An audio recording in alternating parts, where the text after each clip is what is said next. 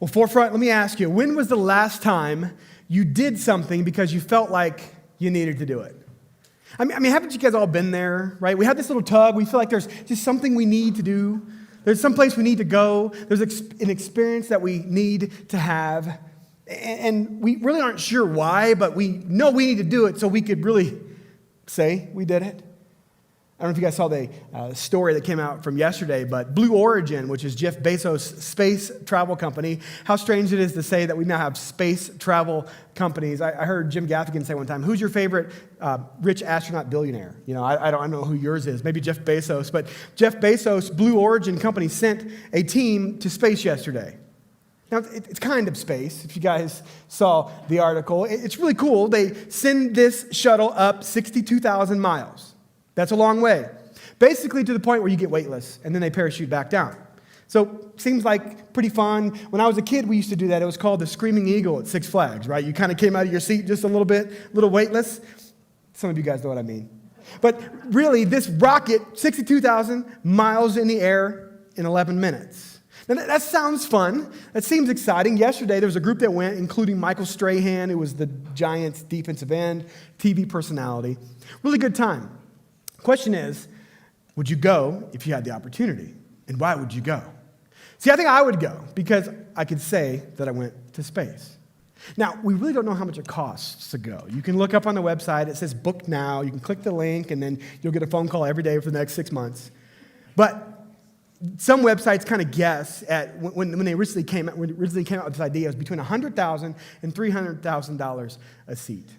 So, not a cheap flight. Trust me, Elitch's and Six Flags, way cheaper.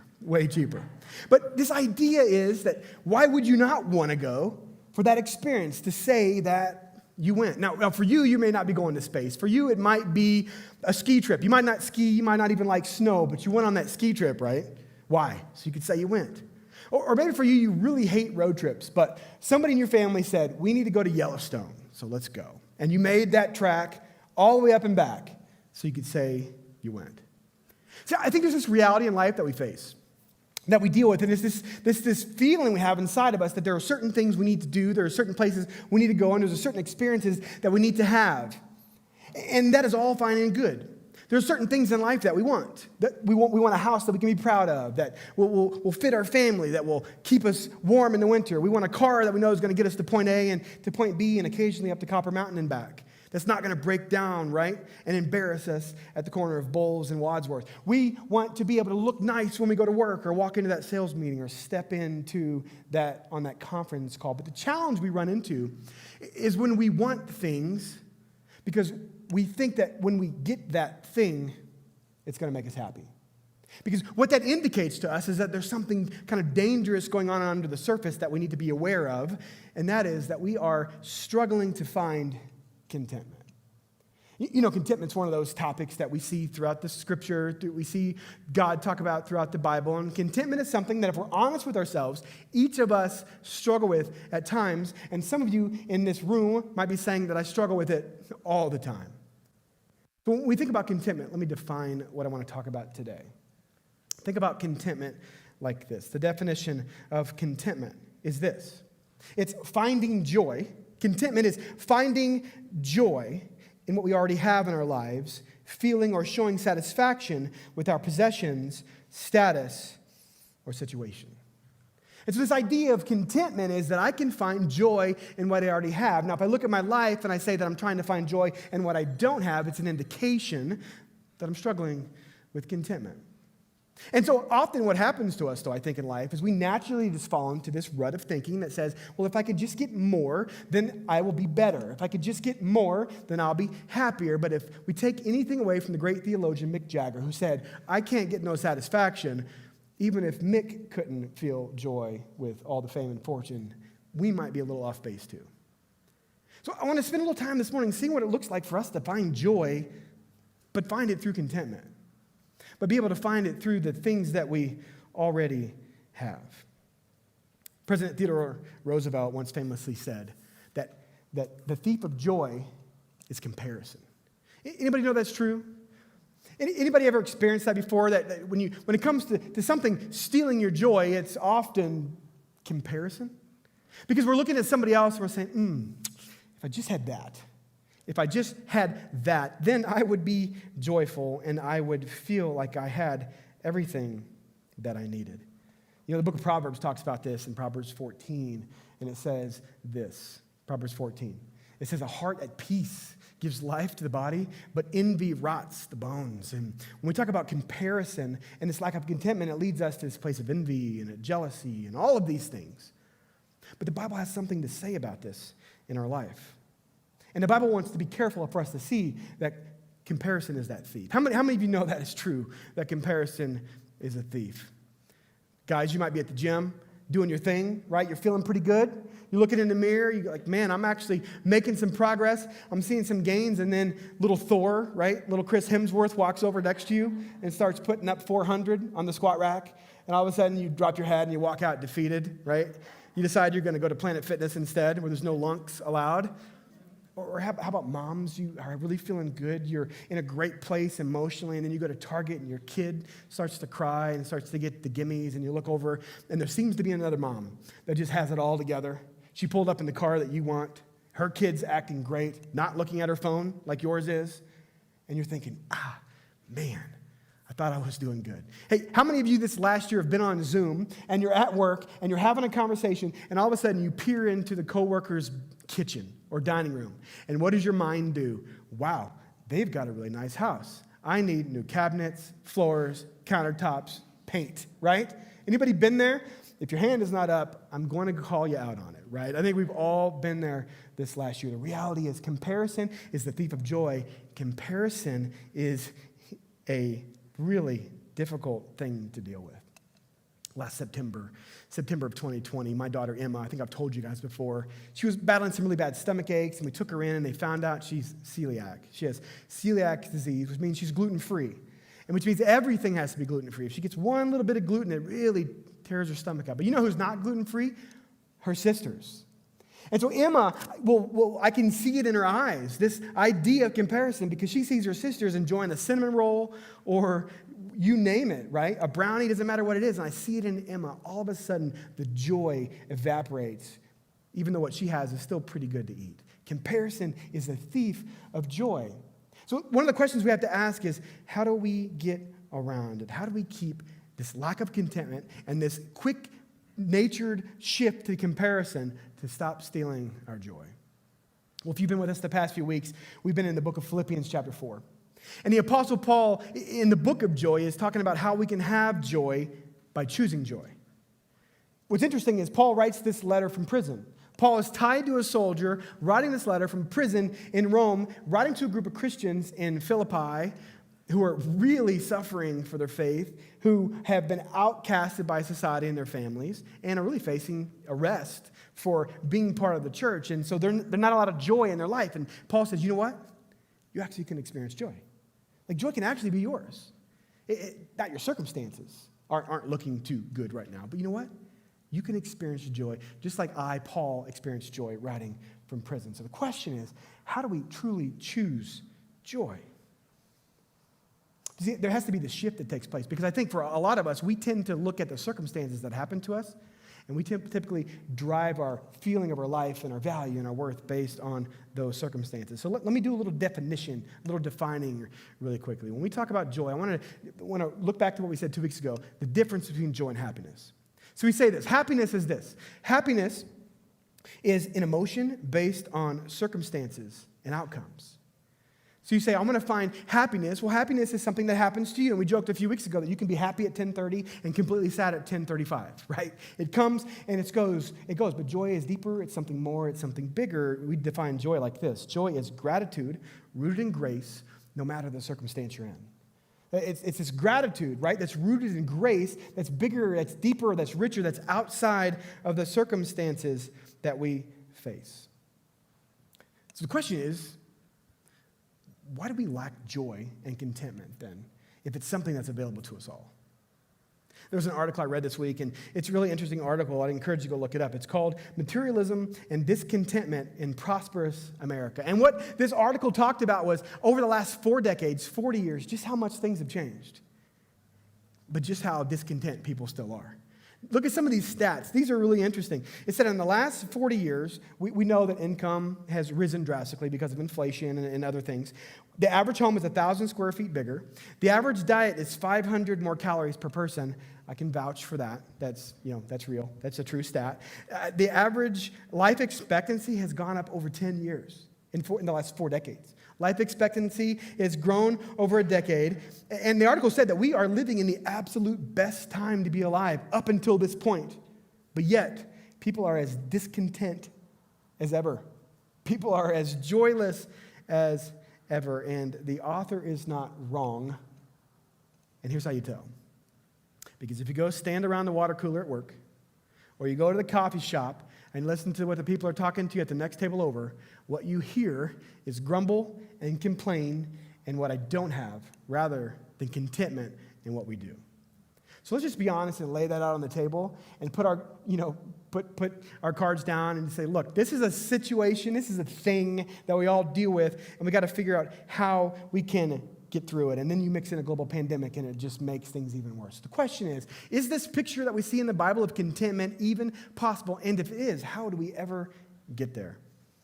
Thankfully, the Apostle Paul gives us the secret to contentment today in Philippians chapter 4, and I want you guys to see it. So if you have your Bibles, grab those. Let's open up to Philippians chapter 4. And I want you to see this really beautiful picture that Paul gives us. If you remember back a couple weeks ago, we started off in Philippians 4 with this crazy, audacious statement that Paul says, where he says, rejoice. And again, I say, rejoice. And we're thinking, hey, Paul, how can we rejoice? And Paul says, joy is something that you have to choose. And I want you to see how he lands here in verses 10 through 13 about this idea of rejoicing. Look with me. Philippians 4, verse 10. Paul says this, I rejoiced in the Lord greatly that now at length you have revived your concern for me. So just a little bit of history in this. What happened is Paul plants this church in Philippi, and while he's in Philippi, the people were taking care of him. They were making sure he had his needs met, things were good, and then Paul leaves. And something happened. We really don't know, but there's this disconnection. But then there's a guy named Epaphras, who goes and actually takes a gift to Paul. Paul's in prison in Rome. The Philippian church sends Paul this gift. We don't know what it was. Probably some cash, some clothes, some paper, and some writing tools. And Paul is writing to them saying, thanks for thinking of me. I've been rejoiced in your concern for me. So that's what he's talking about here in verse 10. I rejoice in the Lord greatly, now at length, that you have revived your concern for me. You were indeed concerned for me, but you had no opportunity. Verse 11, not that I'm speaking of being in need, for I have learned in whatever situation I am to be content. I know how to be brought low and how to abound in any and every circumstance. I have learned the secret, notice this, of facing plenty and hunger, abundance and need. And then the classic Philippians 4, verse 13. I can do all things through him who strengthens me.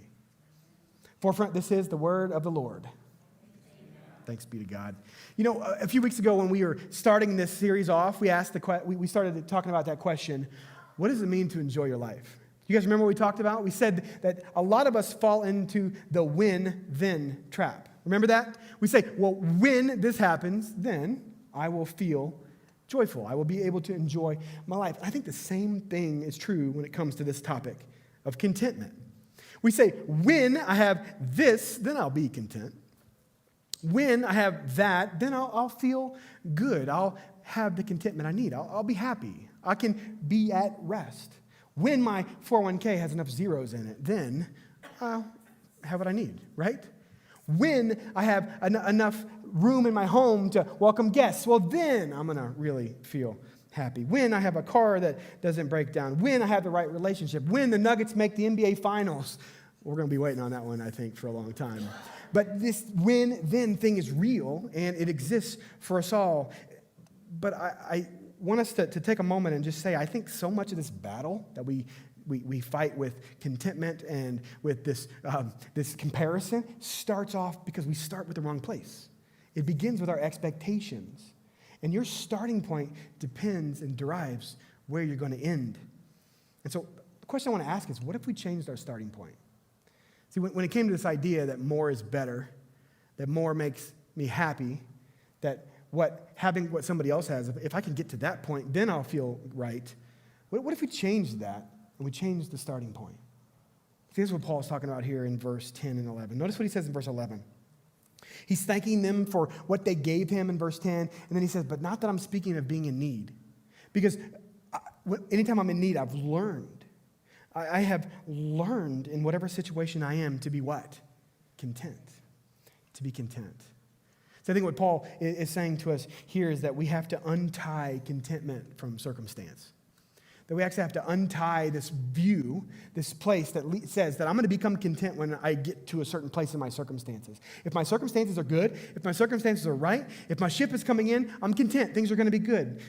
That's our starting point. We have to untie that. We have to realize that those two things are actually not related. Because I think if we're honest, we all have this natural belief, right? That, well, it just naturally makes sense. The more that I have, the happier I'm going to be. But here's the paradox of the way that God created the world to work. It doesn't work that way. God created us to run on a different kind of fuel. Some of you have read the book of Ecclesiastes. If you haven't read it, it's written by a guy named Solomon. Solomon was the king of Israel. Solomon's the wisest man that's ever lived. And Solomon was also one of the richest people to ever live. Solomon put Jeff Bezos to shame. I mean, Solomon had everything he could imagine. He had ranches and he had cattle, and he's basically John Dutton, right? And pretty much. I mean, he was the guy, right? He was Kevin Costner, Old Testament style. But he did this experiment and said, I'm going to chase after everything I want, and I'm going to chase after anything I can get, and I'm going to fill my cup, and I'm going to do it over and over again until I get happy, until I find contentment, until I find joy. And you know what he said after that experiment? He says this, Ecclesiastes 1:14. Notice what he says. He says this. He says, I've seen everything that is done under the sun. And behold, and look, and listen. I've seen it all. I've tasted it all. I've done it all. And it's all vanity. It's all striving after the wind. None of it ever leads us anywhere. He says it's vanity. It doesn't work. It doesn't help. It doesn't happen. Contentment does not equal circumstances, good circumstances. See, this is the paradox that we have.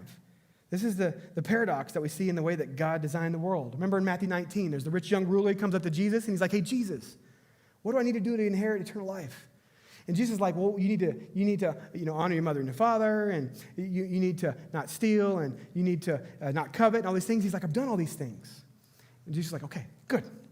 Now, you got one thing left. Go sell everything you have, and you give it to the poor, and come and follow me. And what happens? You guys remember what happened? If it's read in Matthew 19, the guy walks away exceedingly sad because in his mind, circumstances were tied with contentment. And by giving that up, he'd be giving everything up. He would be giving up his idol, right? His hope, his security, his comfort. But Jesus is saying that is what you have to realize. That circumstances do not equal contentment. You have to untie the two in your mind. So I think one of the questions we have to ask is, okay, Paul, well, if circumstances don't equal contentment and we untie the two, then what really does? And I want you to notice what he says. Look back at verse 11. Paul says in verse 11 that what leads us to contentment isn't circumstances.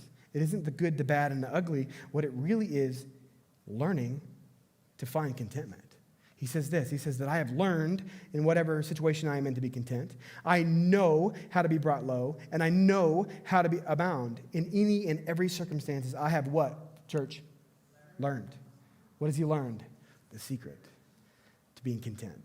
The secret to finding joy in what we already have. Paul is saying this, that contentment is a learned ability. That contentment is not some personality trait. How many of you guys wish contentment was a personality trait, right? You look at somebody, you're like, man, that person's just content. I wish I was like them. Well, they're not content either, just so you know. Paul is saying contentment isn't a personality trait. Contentment is a learned ability. Now, how many teachers do we have in the room? Anybody teach? Got some teachers here? How many of you guys have taught a class, have taught some kind of a seminar, maybe at work, you teach breakout sessions or something like that? Well, if you are a teacher, you have this understanding, I'm sure in your training you've learned that we don't learn best sitting in a classroom. How do we learn best? By doing.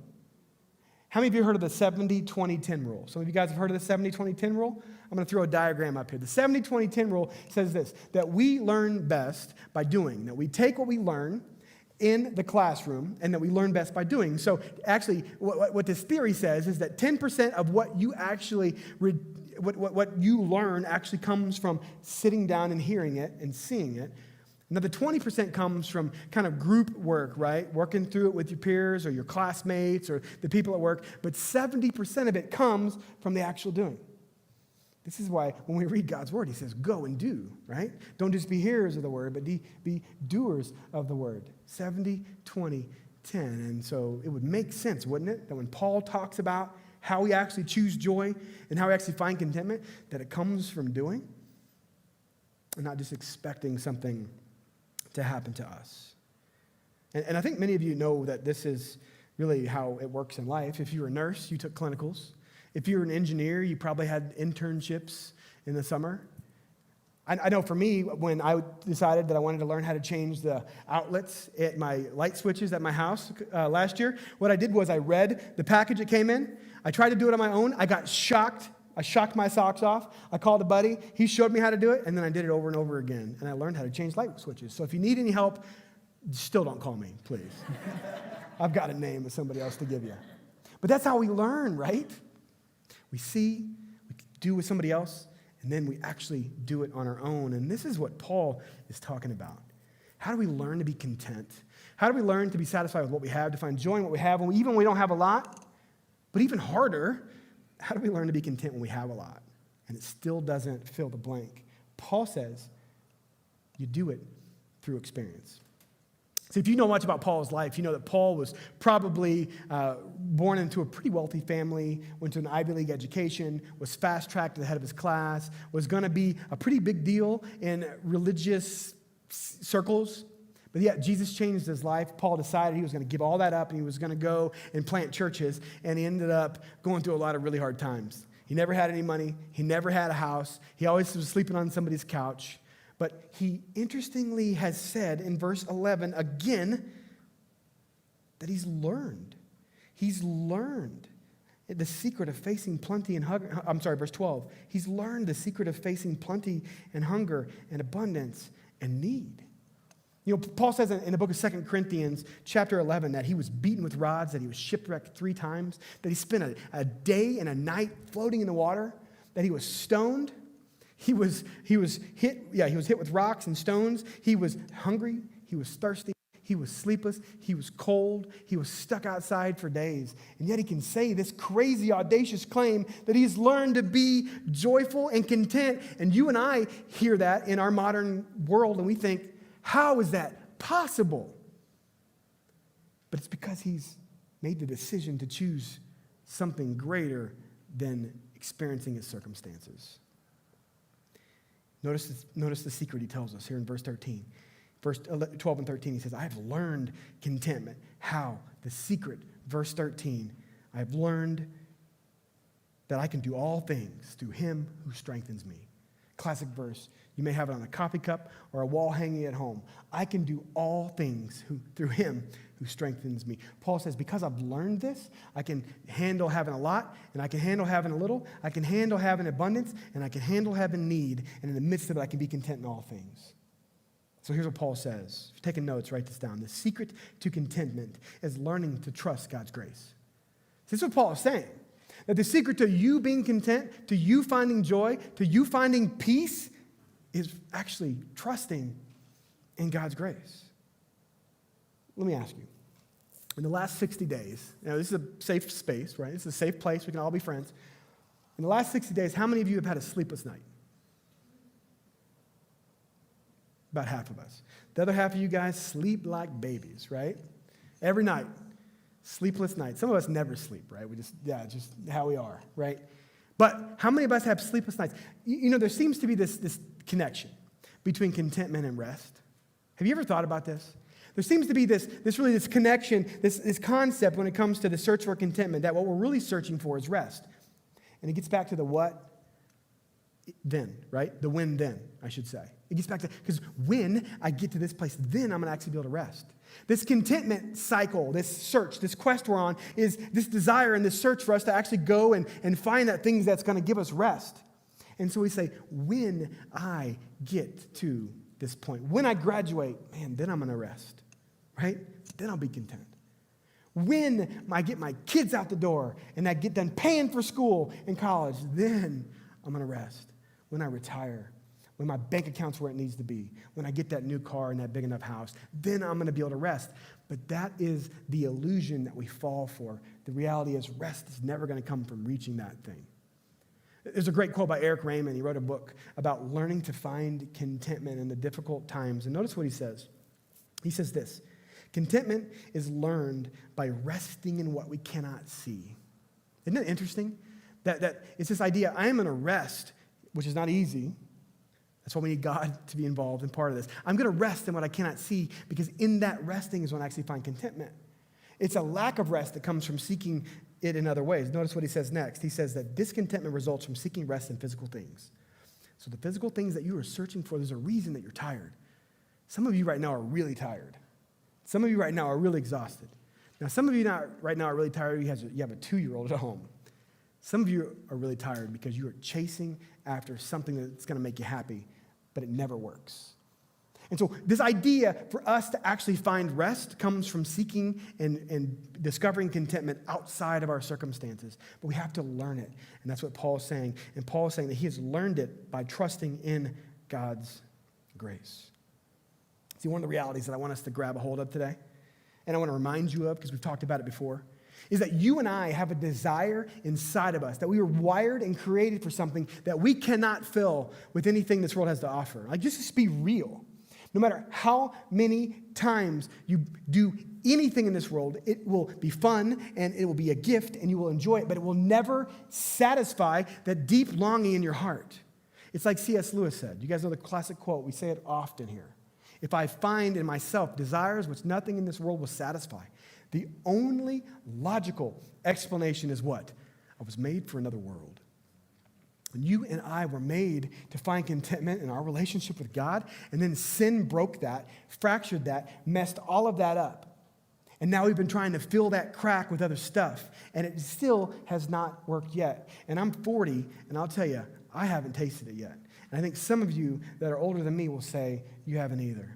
And so the reality is we're not going to find it when we're looking for stuff in this world. The only way we're going to taste it is what Paul tells us, and it's by learning to trust in God's grace that's found in Jesus. So if the security, if the comfort doesn't fill us up and make us content, what does? I love this quote by Wallace Stevens. He's an American poet. Notice what Wallace Stevens says. This is so good. He says this: to find contentment, what we need to find is an imperishable bliss. Isn't that good? Imperishable bliss. Notice what he says. We need to find an imperishable bliss. When my bliss is connected to a good job, a great meal, and a lovely view, when I sit back in content, it is stimulating a desire for this object, which has aroused a desire in me that it cannot fill. So when we taste something good, when we see something beautiful, when we feel really happy, it's great for that moment, but it's stirring up a desire for something that we actually can't be fulfilled in. And so it leads us to want more and more and more, but we can't find it. We can't find it. He says, I feel the need of an imperishable bliss. And so the question is, have you found your imperishable bliss? Like in your life, you want to be content? You want to be joyful? You need to find an imperishable bliss. And Paul found his.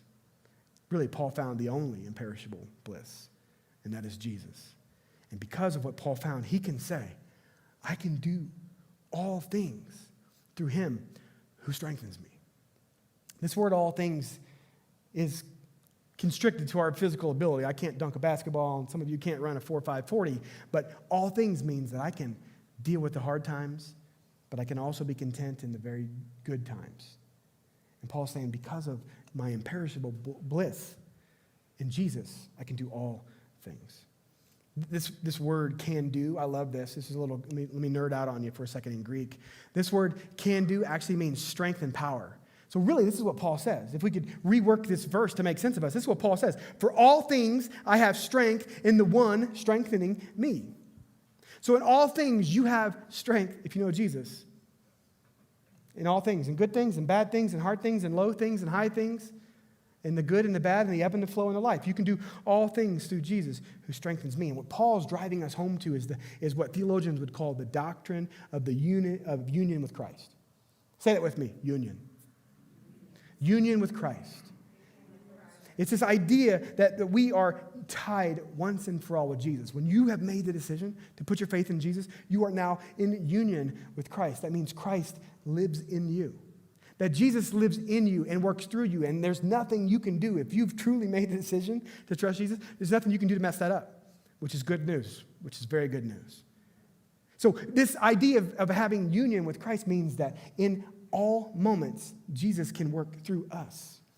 That in all moments when we are weak, he is strong. That whether we have a little, we have a lot, Jesus can move and can strengthen us and can give us exactly what we need. This union with Christ is fundamental, and it is a foundational element for how we can actually live our lives. I love this quote by Brendan Manning. Notice what he says here. He says words such as, it's a long quote, but hang with me. Words such as union, fusion, and symbiosis hint at the ineffable oneness with Jesus that the Apostle Paul experienced. It is no longer I who live, but Christ lives in me. No human word is even remotely adequate to convey the mysterious and furious longing of Jesus for you and me to live in his smile and to hang on his words. But union comes close, very close. It is a word pregnant with a reality that surpasses understanding. The only reality worth yearning for with love and patience. The only reality before which we should stay very quiet. Cease striving and know that I am God.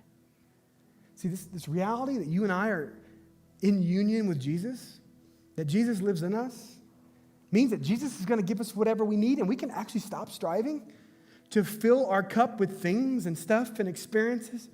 And we can start seeing those things as gifts, right? We can start seeing those things as things that God gives us for us to praise him and be grateful to him, and stop seeing those as the things that are actually going to fill us with joy and make us content.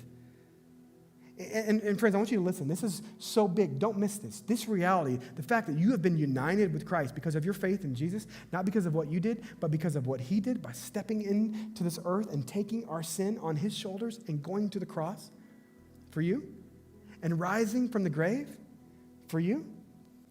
And because of that life you have in him, we can find strength in the one who gives us strength in every situation, in pandemics, in job hunts, difficult times, in bankruptcy, promotions, and health, and wealth, and good things and blessings, we can find strength to be content in every situation in life. But we have to choose to do it. We have to choose the joy of letting Jesus do it through us. And friends, this is what Christmas is all about. When Jesus came that first Christmas, when God sent his son here that first Christmas, it was to make a way for us to be united with him. Because he knew what was broken, and he knew where we were broken, and he came to fix it for us. And so that day when those angels stood out in front of those shepherds in Luke 2, and he said, I have good news of great joy for you, for today in the city of David in Bethlehem, a Savior's been born. That was the message to us, that Jesus has come to fix what is broken and to unite us with the one who can give us the strength in all things to be content and find joy in the things that we already have. Some of you may know the story of Corrie ten Boom. Corrie ten Boom was a Holocaust survivor. She was in a Nazi Holocaust camp and lost loved ones, lost family, lost friends, and through God's sovereign work, she was delivered from that. And she has this quote that just really stands out. It says that you will never know Jesus is all you need until Jesus is all you have. So the reality is, no matter how much you have or how much you don't have, when you realize that Jesus is all you need, it changes everything. It changes your perspective and allows you to choose joy. So as we close, I want to send you away with 3 challenges as we spend time this Christmas. Here are the 3. The first one is this: live in the present. It's not live in the past, what we lost, what we once had. It's not live in the future of what we could have or what we think we need. Let's live in the present. You know, it's as my fellow KC native Ted Lasso would say, yesterday is history, tomorrow is a mystery, today is a gift. So live in the present, y'all. Live in the present. We actually have so much that we can be thankful for today. The second thing is this. When you find yourself drifting into comparison, thank God for those people you're comparing yourself to. Like this week, when you see somebody and you say, wow, I wish I had that, instead say, God, thank you for blessing them for that. Thank you for blessing them with that thing, with that success, with that gift. Because it's that gratitude, as we talked about a couple weeks ago, that changes our attitude. So live in the present and then thank God for the things that he's blessed the people we tend to compare ourselves to. But we end it with this one. Santa makes a list, so it's fitting for us at Christmas time to make a list. But here's the list I want you to make. When you start to feel that tug of discontentment, the list I want you to make is this. I want you to list out and write down everything you have that you don't deserve. And then on the next line, I want you to write down everything you think you deserve but you don't have. And I want you to see which list outweighs the other. By God's grace, we've been given so much we don't deserve. Learn to trust in God's grace. Jesus said that he has come to give us life, the full life, the rich life, the big life, the deep life, the content life. But for us to experience it, we have to find our imperishable bliss in him. So forefront, let's choose joy together, and let's see what God will do. Would you pray with me?